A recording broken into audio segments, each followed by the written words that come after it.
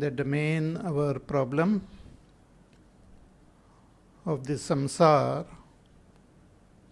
or suffering is because of avidya, not knowing ourselves as Brahma. So in order to eliminate this vidya, we have to recognize ourselves, gain direct experience of ourselves through deep meditation. But we can begin our journey only with Karma Yoga. Therefore, Bhagavan teaches Karma Yoga. So when we follow sincerely the path of Karma Yoga, we gain Chitta Shuddhi. And when we have Chitta Shuddhi, we have the jidnyasa to know about ourselves. So we approach a teacher, and through Shravan and Manan, we gain self-knowledge. Once we gain self-knowledge, we have to renounce all karma and meditate. So through karma sannyas, when we become yoga rudh, we should meditate. So here Bhagavan is teaching us the path of meditation. For that Bhagavan says, one has to go in a solitary place. So yogi yunjita satatam atmanam rahasi stitaha. The yogi, dhyana yogi, should go to a solitary place alone and with his mind under his control, free from all desires, free from all possessions. He should sit there on a very sthira asana, not very high, not very low, in a clean, pure place. Sit there with his all the distraction of his mind and senses and all the activities of the mind and senses toward the world to be totally dropped. The yogi should sit and meditate on the self. We have to meditate on our own self. Any other type of meditation is just different types of upasana. But here Bhagavan is talking about meditation on the self. The self is experienced as I, which is the witness of the sthula and sukshma sharir. It is the witness of all the thoughts and emotions. So one has to shift one's attention on this self. It will take its own time. And as we practice this meditation, later on also Bhagavan will say that even if your mind runs here and there, again bring it back and place it on the self.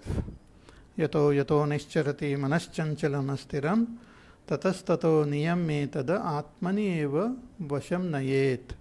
Should bring it on the self. Atma sanstam manakritva na kinchidapi chintayet. And once the mind gets settled in the self, one should not then think about anything else. So why our mind runs here and there? Because of some impurity in the form of desires, in the form of attachment, in the form of anger, jealousy, in the form of fear or some sort of other distractions. So as we practice meditation, the mind starts becoming more and more pure. It's very interesting. The mind, purity of the mind begins from day one of our sadhana. When we follow the path of Karma Yoga, we purify our mind. Then when we do Upasana, it further purifies our mind. Then we gain knowledge, self-knowledge through Shravan Manan. Again, the mind gets purified.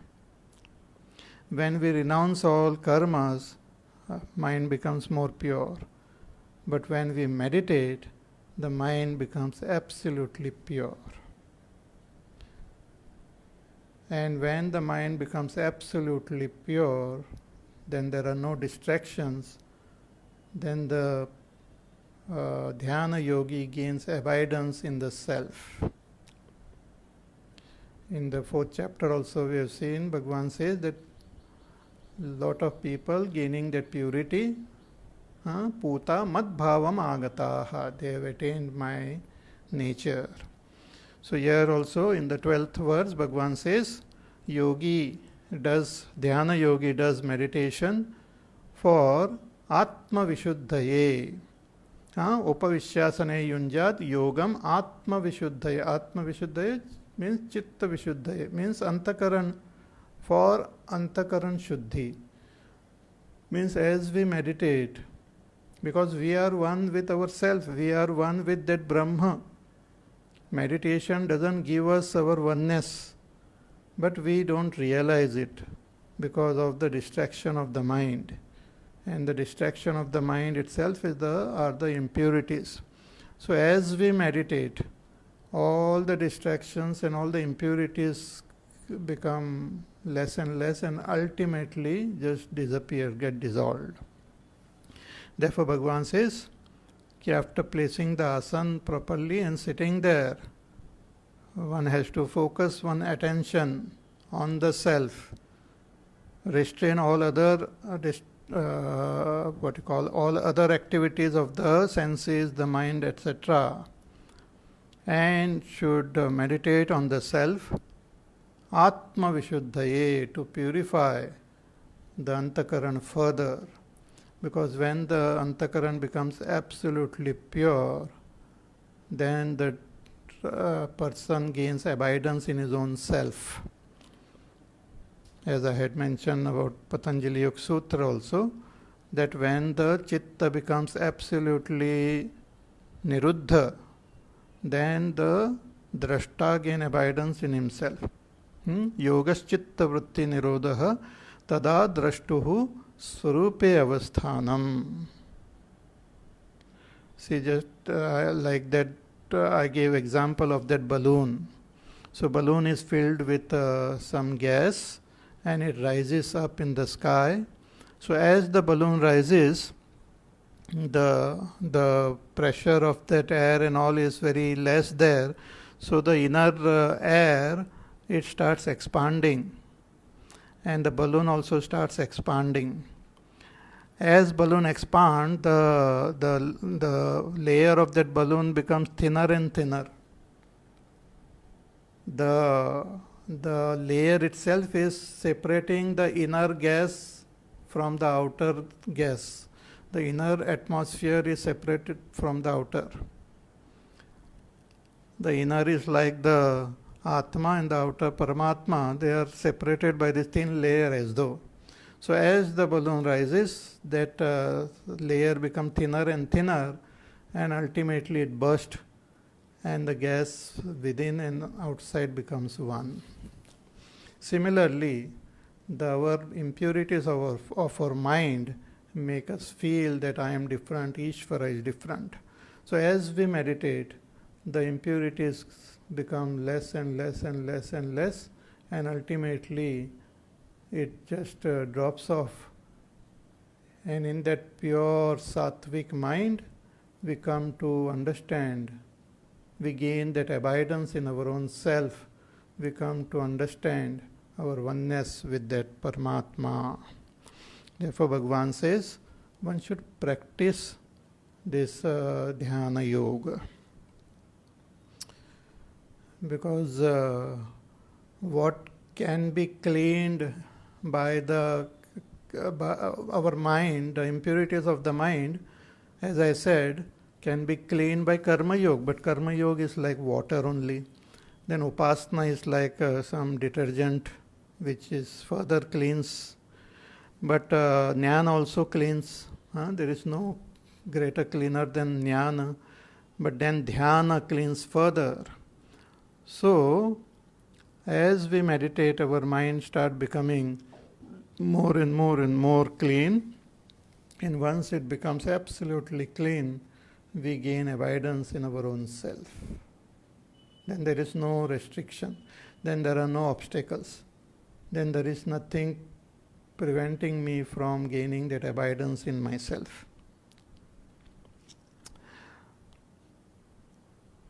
So Bhagwan is further telling us some more detail about the external conditions of meditation, that how one should sit. Because people might have this question, how should I sit? Yeah? Bhagwan has said, you sit and meditate, but how should I sit? What is the best posture to sit, to meditate? Bhagwan says, okay, I will tell you that also. So he tells now in the 13th verse, he says, Samam kaya shiro grivam dharayanna chalam stiraha samprekshya nasikagram swam dishashchanavalokayan. Bhagwan says that when you sit for meditation, the main idea is the body is not meditating, but as I had mentioned earlier also, the body should not interfere with our meditation.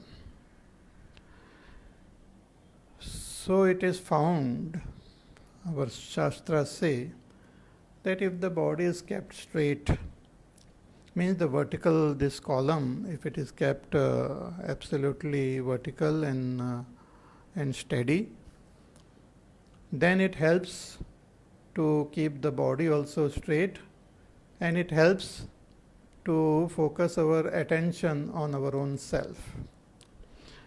Because our antakarana, which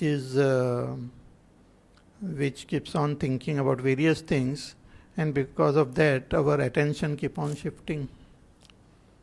You understand? Our attention depends on the type of thoughts which come in our mind.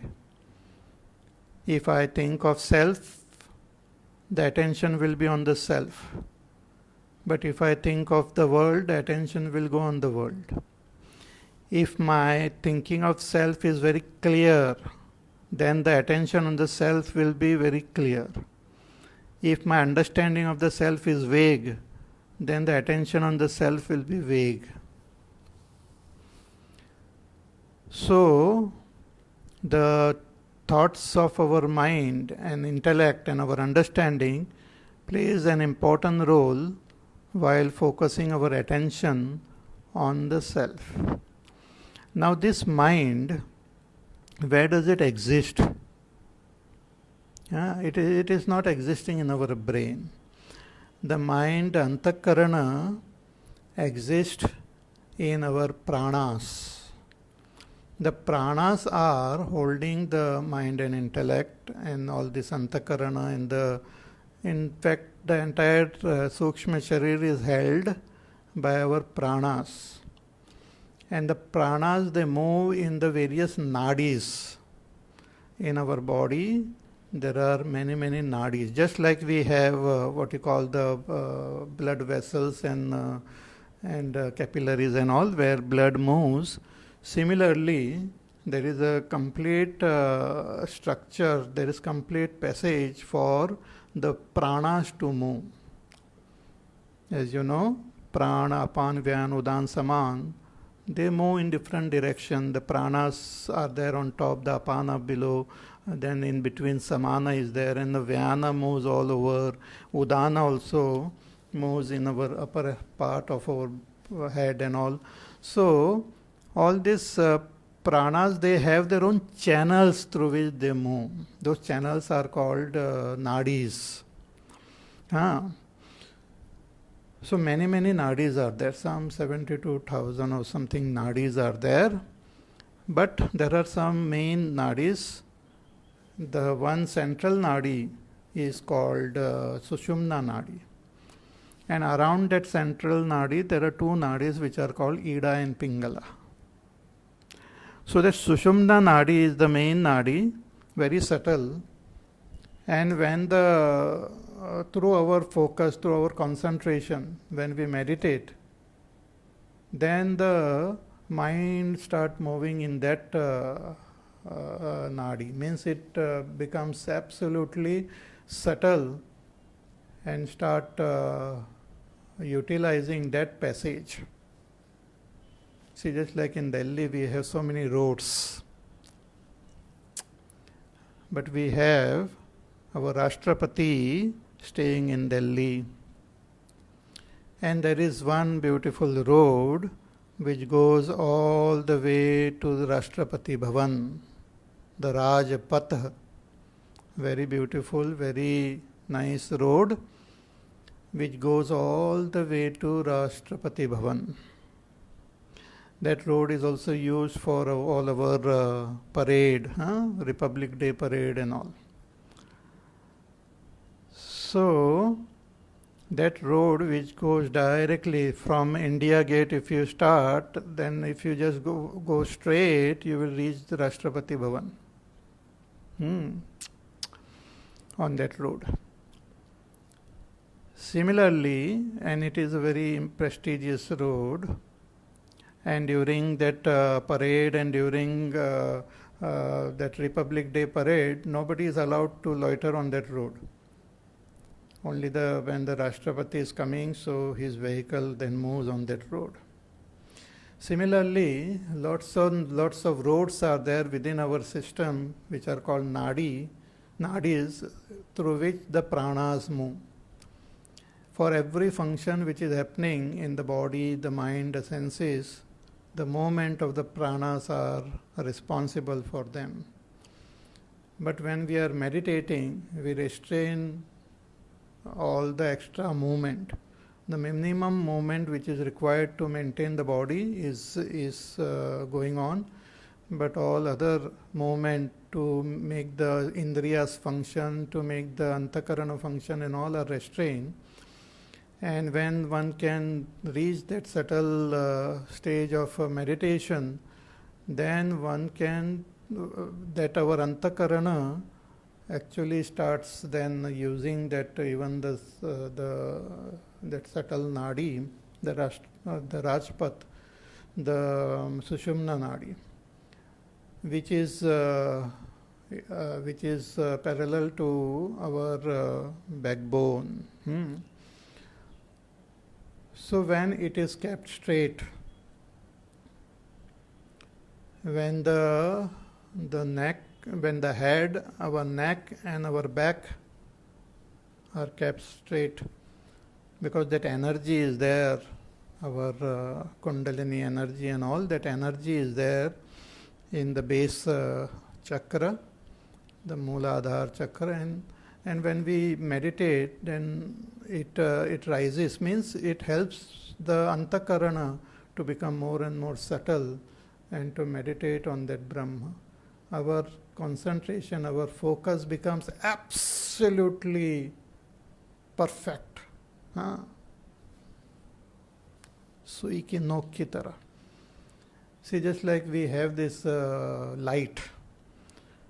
The light, if you have a torch and if you put it on at night and all, then you can just focus on one point. But that light spreads here and there also.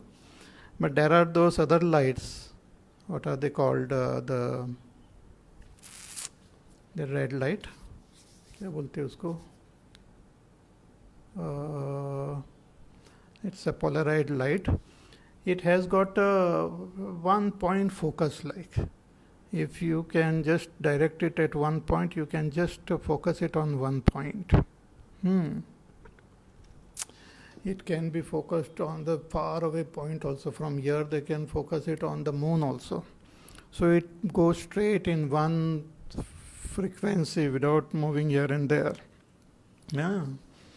So similarly, that is used for as pointers also. So similarly, when we meditate, our attention moves in a single file like, absolutely not going here and there, like a parade happening.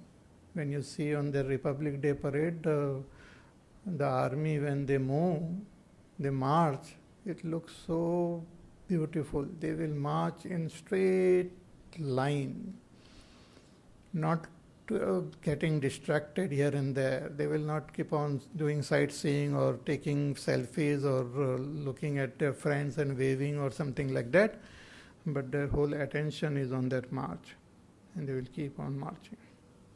Only when they reach that place where Rashtrapati is standing, they will turn around and salute him and then keep on going. Similarly, our vrittis of our mind, they should be directed toward the self, and they should march toward the self in single file, not getting distracted here and there. Atma is like the Rashtrapati. They are just moving toward the Rashtrapati, not looking here and there, not getting distracted by anything. So that's what Bhagavan says, that if you sit in a straight line, samam, kaya, the sharira, the body, shira, our head, and grivam, our neck, should be in one straight line, vertical. Therefore, even if one sits on a chair, doesn't matter, but our back, if it is kept straight, and our head is kept straight in one line, head, neck, and the back, then our Sushumna Nadi also becomes absolutely straight. So that helps in gaining that focus, that attention while meditating. The attention becomes absolutely wonderful. Nothing is then bent.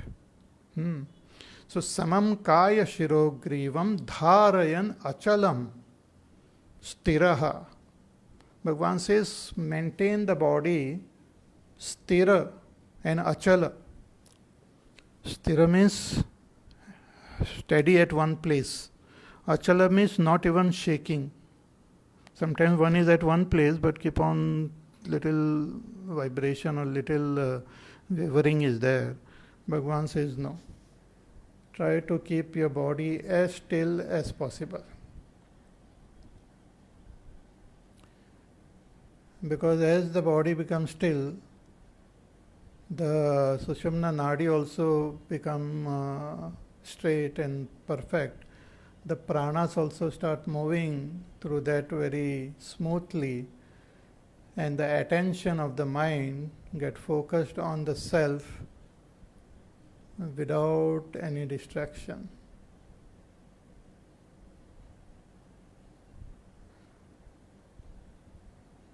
So, dharayan achalam stiraha. See, even if we find anything difficulty in the beginning, you can just sit like this and chant some mantra, some name of that Supreme Self, like Om or Ram or Krishna or Shiva, Om Namah Shivaya, and see that it is moving again and again. All your thoughts are moving towards that Supreme Self, not moving here and there. The thoughts, like good soldiers, they are marching towards the self. Left, right, toward the self.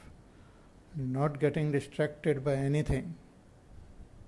Disciplined soldiers. The thoughts have become like disciplined soldiers, marching towards our own self. So samam kayak shiro grivam dharayan achalam stiraha. Sampreksha nasikagram swam. With your eyes closed, even the senses should not distract. So they should be just held at one place steady. See, the most important our sense organ is our eyes. Whatever we think, eyes play a very important role. Wherever the eyes moves, the what you call our mind also moves there immediately. Suppose you are walking and then suddenly you hear some sound, immediately you will look there. Your eyes want to see what is happening. And once the eyes go there, the mind also goes there.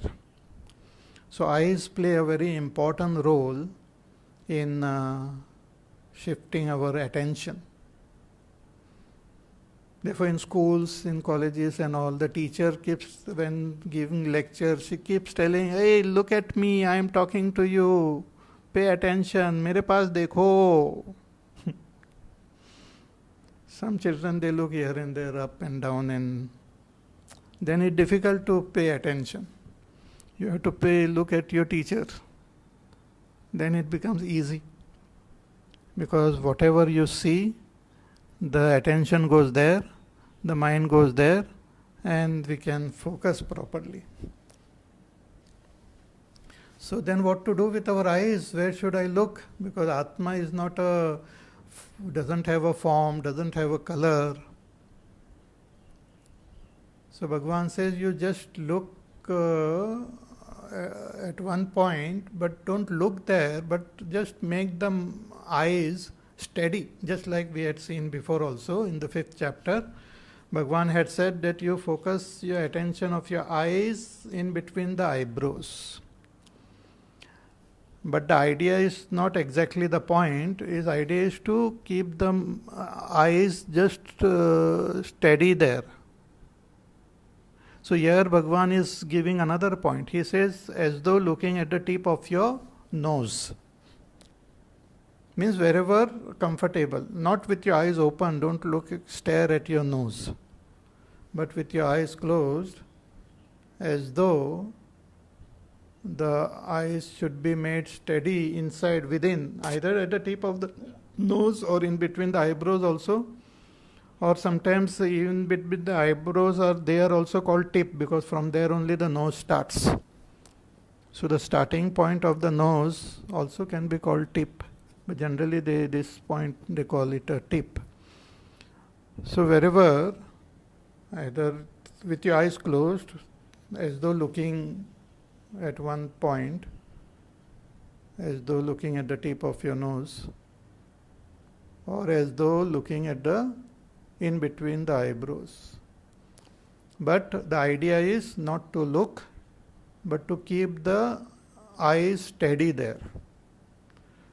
Because if we keep looking, then our attention will go there only, and we will not be able to meditate on the self. Bhagavan Shankaracharya ji, therefore, he writes in his commentary that you should understand the word eva, as though looking, not actually looking. Because if you look there, then one will gain samadhi there only. That is not the idea. So with your eyes closed, one should just keep the focus of the eyes as though between the two eyebrows, or on the tip of the nose, so that eyes are kept steady. The main idea is keep the eyes steady. They should not flicker, they should not move. Because the eyes and the mind are very intimately connected. Wherever the eyes goes, the mind also tends to go there. Therefore, even while driving, if a person keeps looking at the left, his car also will start going on the left. If he looks at the right, the car also starts moving. So one should see properly where you are going. Then the whole thing will go in that direction. In Natya Shastra also, or in the Nritya, in the dance thing, the movement of the hands and movement of the eyes are very important. So there is wherever the hands are, your eyes should be there, and wherever the eyes are, your bhava should be there, your feeling, your attitude. Then the good rasa will come in that dance. Yato hastah tato drishtihi, yato drishtihi tato bhavaha, yato bhavaha tato rasaha. So, therefore, when we meditate, just focus the attention of your eyes at one point.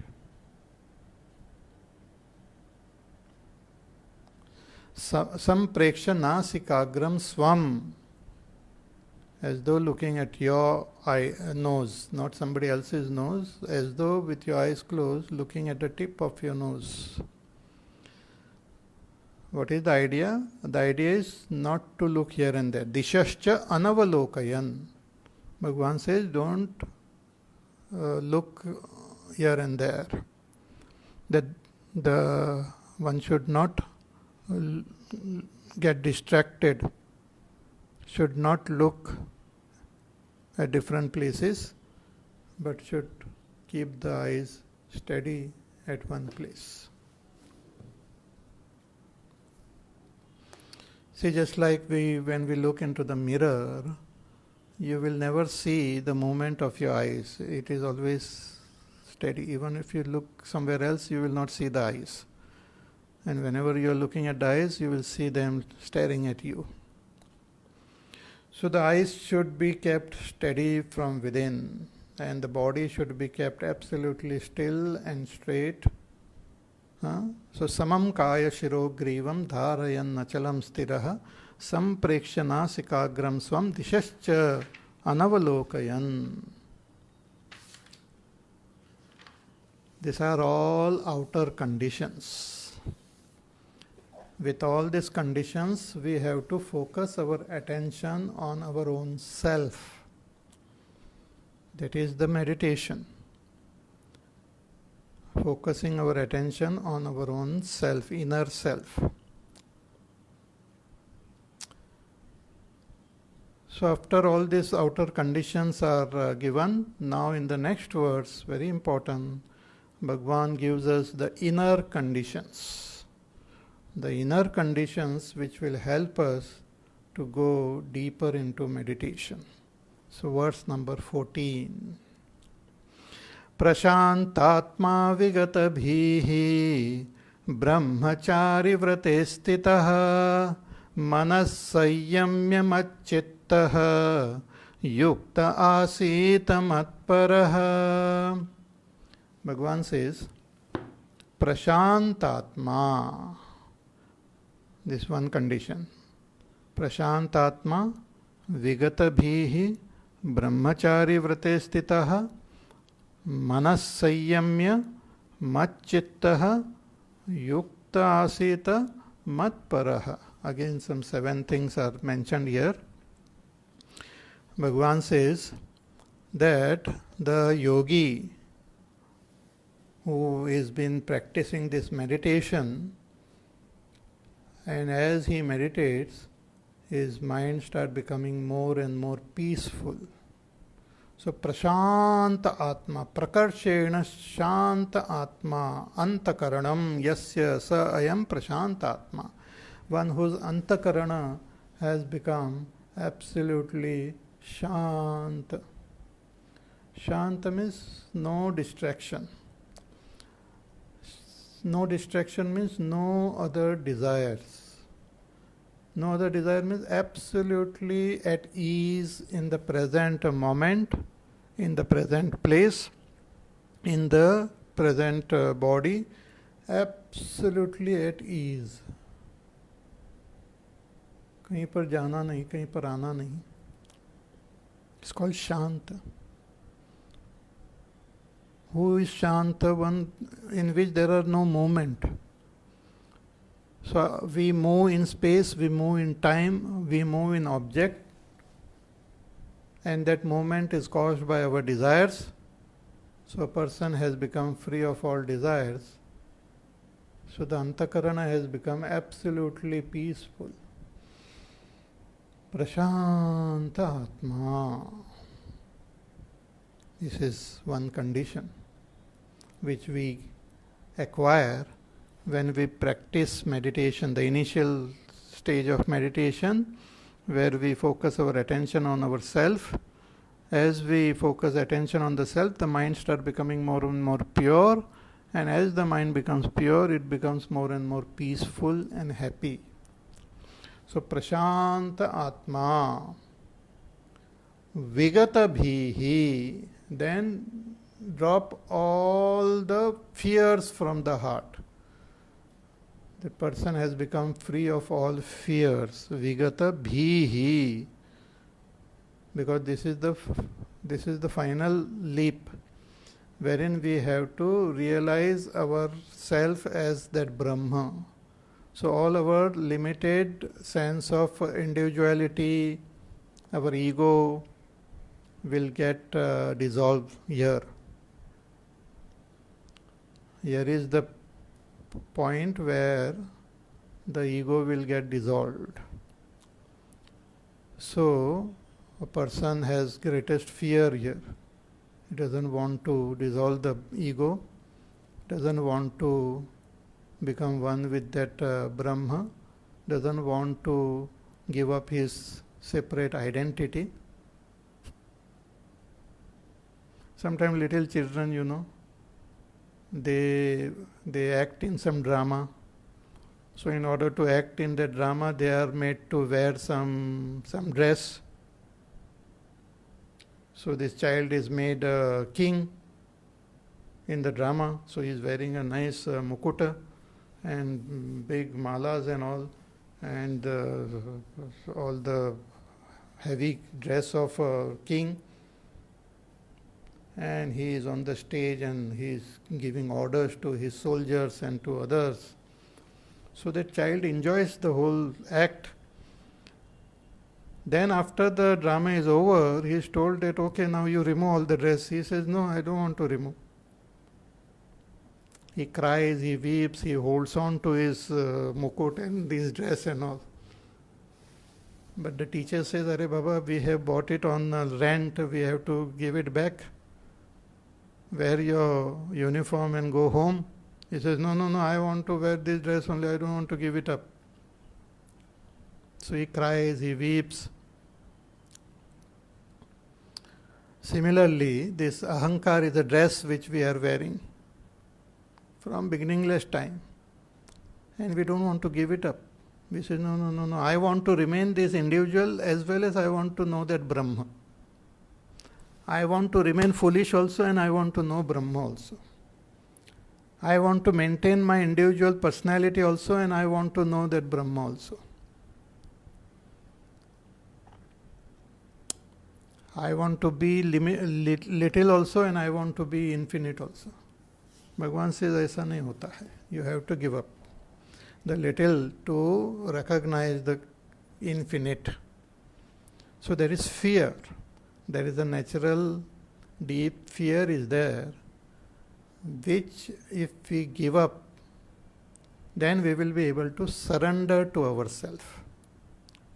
This fear is the last as though hindrance. हमको डर लगता है. भगवान के शरण में जाने से घबराहट हो जाती है. Therefore, in the end also, Bhagavan says, you surrender to me, I will take care of you. Don't be afraid. Don't get frightened. Give up everything and surrender to me. But giving up everything and surrendering is your job. Taking care of you is my job. You take the first step, then I will take my step. Sarva dharman parityajya mam ekam sharanam vraja. That's what Bhagavan tells the jiva. And then he says, if once you surrender, then I will take care of. Sarva dharman parityajya mam ekam sharanam vraja. Aham tva sarva papebhya mokshayishyami. Then I will release you from all your sins, papa, and give you moksha.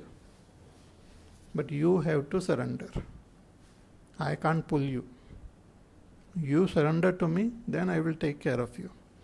So that's Sharanagati, that total merger with that Supreme, is a very frightening affair for many who then we were afraid to give up our limited ego, limited personality. We get frightened of that unknown. We get frightened of that infinity. Bhagavan says, you drop that fear. So, Vigata Bhihi, very important. Later on also in the 16th chapter, Bhagavan talks about Daivi Sampatti. And the first Daivi Sampatti is fearlessness. Abhayam sattva sanshuddhihi. Abhayam.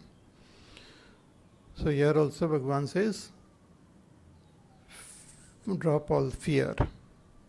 Vigata bhayaha, free of all fear. Brahmachari vrate stitaha. Then the seeker should be well established in the vow of brahmachari. Brahmacharya. Brahmacharya means total dedication to one's guru. So here Bhagavan Shankaracharya ji writes कि ब्रह्मचारिणो व्रतम ब्रह्मचर्यम गुरु शुश्रूषा भिक्षा भुक्त्यादि तस्मिन् स्थितः तद अनुष्ठाता भवेत् इत्यर्थः. Because here the Guru alone is the one who will guide us toward the Supreme, our Sadguru. Sadguru is our guide. So one should be fully dedicated to our teacher, should accept his teaching completely, should have full trust and faith in the teacher, should dedicate ourselves totally, should not carry too many different philosophies in our head, should not carry too many different views. We have to accept the teaching of the teacher completely and drop all other contradictory ideas and teachings. This is very important. Then only we will have that single pointedness. We will be able to move towards our goal. The Guru guides us from outside, and Guru guides us from within. Guru is the Atma only, so Guru guides us from within also, as our own self. Ishvaro, Guru, Atma, all three are one only. So the Guru has taught us, given us self-knowledge. We make our own mind and Antakaran as our own friend. But if we have that full faith and love and dedication to the teacher can guide us even coming within as our own self. He can bless us from within. But for that, we should be totally dedicated to the teacher. One teaching properly should be understood. Like all of you are listening to me, so listen to it properly, carefully, systematically. Give up all other distracting thoughts. Understand it fully as I am conveying. Because some of the things you must have heard from somewhere else, or some other ideas or other thoughts and other philosophies must be there in your head.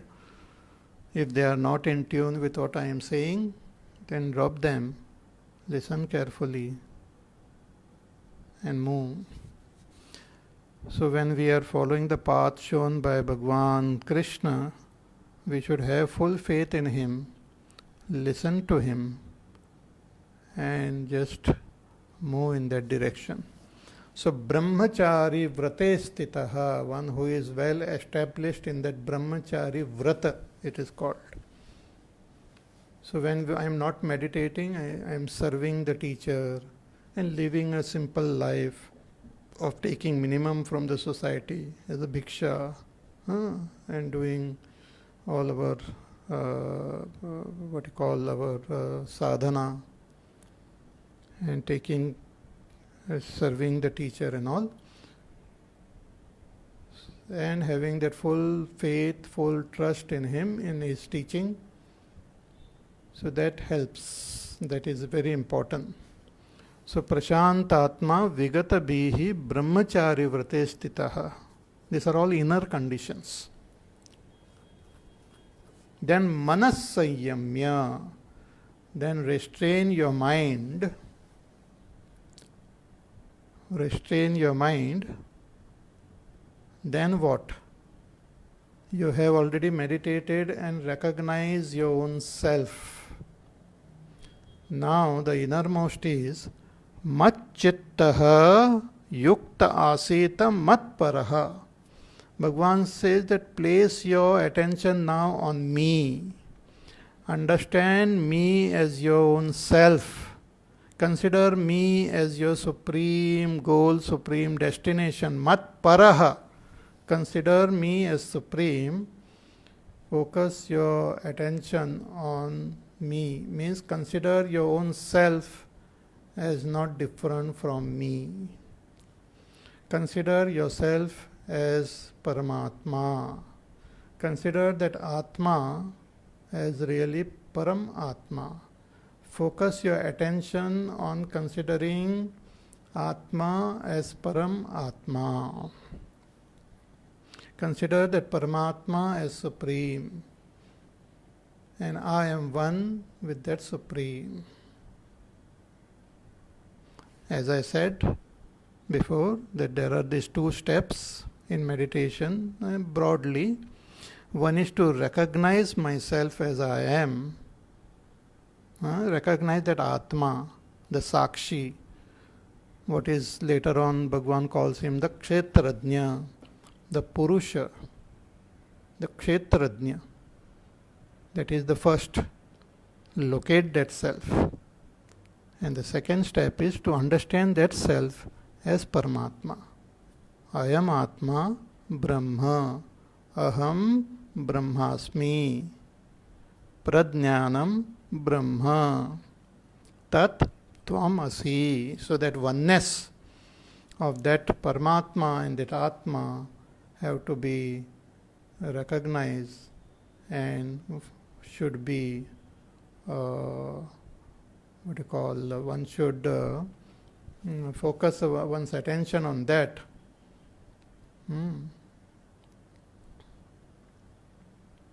Should focus one's attention on our oneness with Paramatma and assert it. Now, let us contemplate on this a little bit. See, when we experience very clearly our own existence, we experience the existence of this world. So I who am experiencing this world is called Jiva. The world which I am experiencing is called Jagat. I have not created the world. The scriptures nowhere says that a Jiva has created the world. The world is created by Ishvara. So there is Ishvara is also there, Jagat Karta. So Jiva is there, Jagat is there, and Ishvara is there. Jiva, Jagat, and Ishvara. Jiva is also called Atma, is also called Kshetrajna, is also called Purusha. Jagat is also called Kshetra.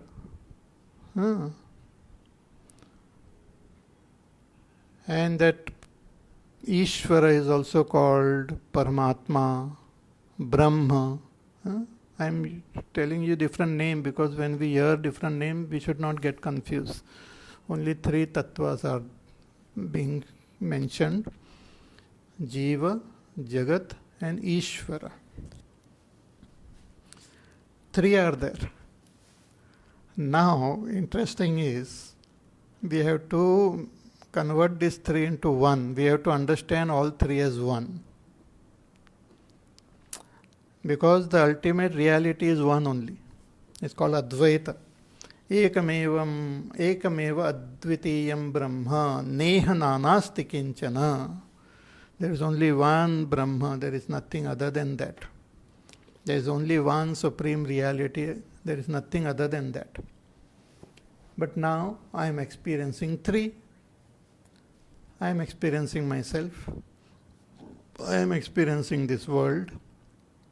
And from the scriptures I know that there is Paramatma also.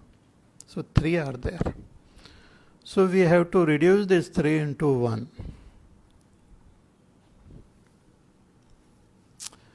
Generally people use that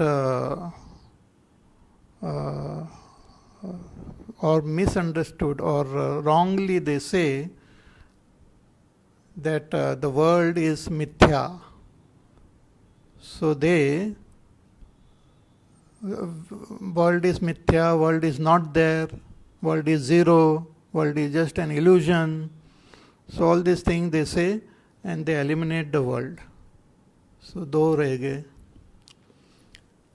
Then they say this jiva is not different from Ishvara. So जीव को और ईश्वर को एक कर दिया. So that very famous shloka which everyone quotes कि ब्रह्म सत्यम. Let me take three objects.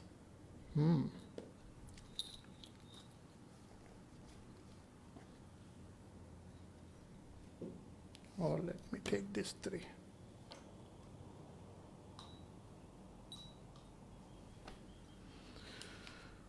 We had already said that this like a jiva.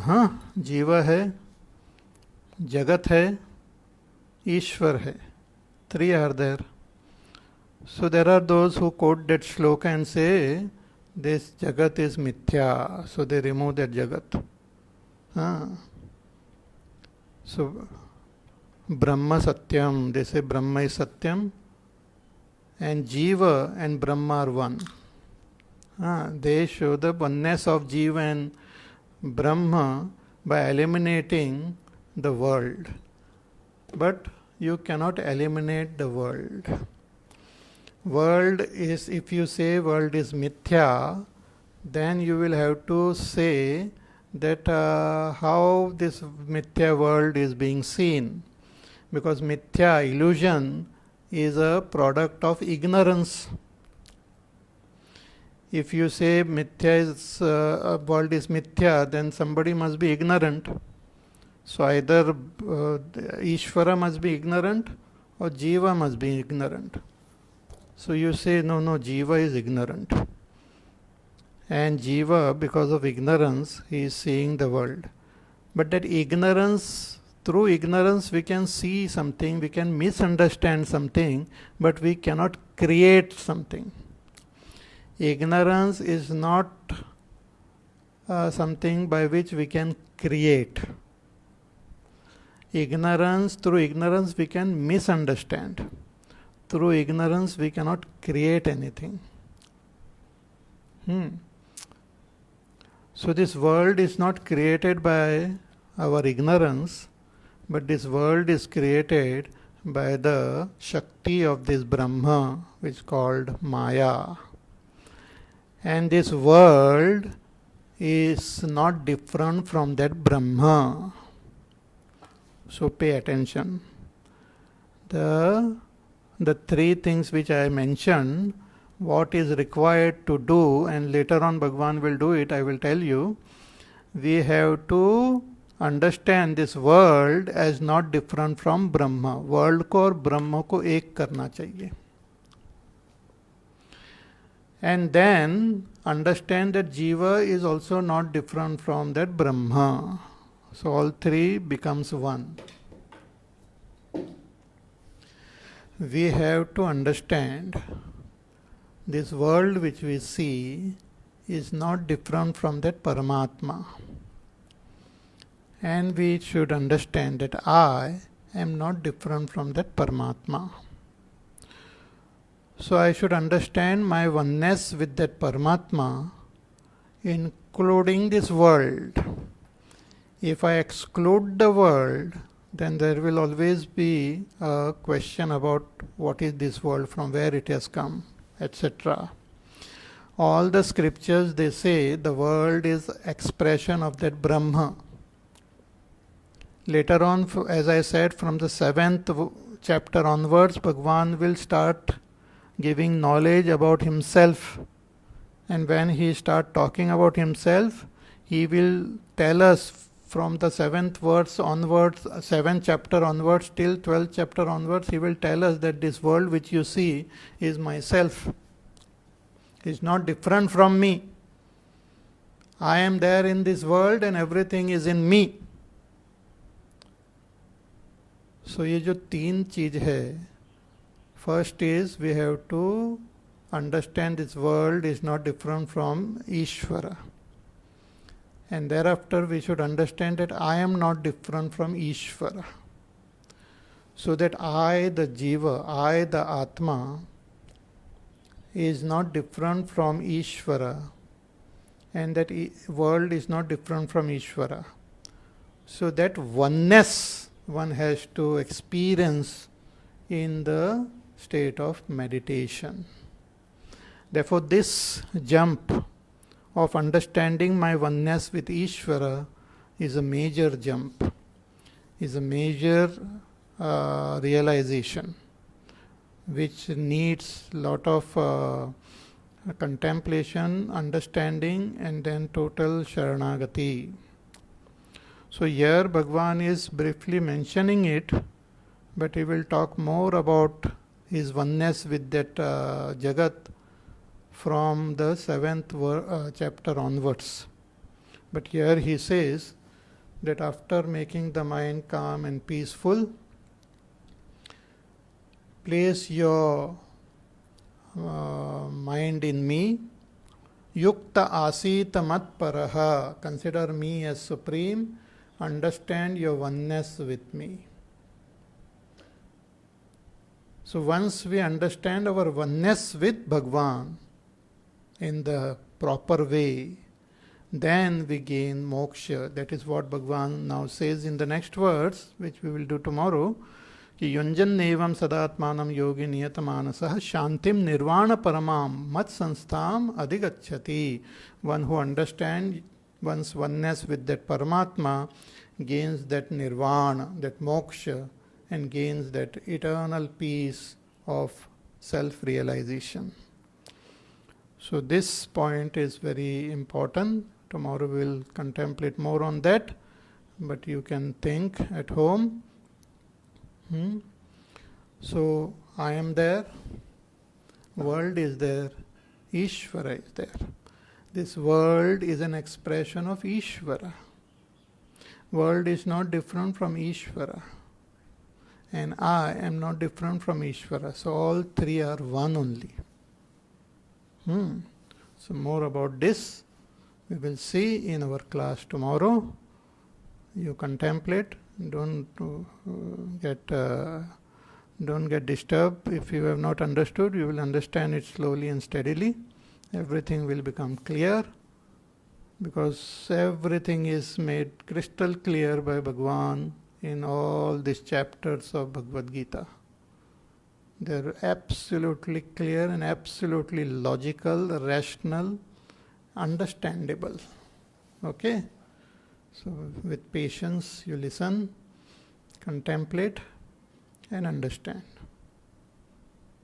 Okay? We'll take care of yourself, remain safe, happy, healthy, peaceful, and we'll meet again tomorrow. Hari Om. Shri Ram Jaya Ram Jaya Jaya Ram. Shri Ram Jaya Ram Jaya Jaya Ram. Shri Ram Jaya Ram Jaya Jaya Ram. Shri Ram Jaya Ram Jaya Jaya Ram. Shri Ram Jaya Ram Jaya Jaya Ram. Shri Ram Jaya Ram Jaya Jaya Ram. Shri Ram Jaya Ram Jaya Jaya Ram. Shri Ram Jaya Ram Jaya Jaya Ram. Shri Ram Jaya Ram Jaya Jaya Ram. Shri Ram Jaya Ram Jaya Jaya Ram. Shri Ram Jaya Ram Jaya Jaya Ram. Shri Ram Jaya Ram Jaya Jaya Ram. Shri Ram Jaya Ram Jaya Jaya Ram. Shri Ram Jaya Ram Jaya Jaya Ram. Shri Ram Jaya Ram Jaya Jaya Ram. Shri Ram Jaya Ram Jaya Jaya Ram. Shri Ram Jaya Ram Jaya Jaya Ram. Jaya Jaya Ram. जय जय राम. बोलिए सियावर रामचंद्र भगवान की जय. ओम पूर्णमदः पूर्णमिदं पूर्णात् पूर्णमुदच्यते पूर्णस्य पूर्णमादाय पूर्णमेवावशिष्यते. ओम शांति शांति शांतिः. हरिः ओम. श्री गुरुभ्यो नमः. हरिः ओम.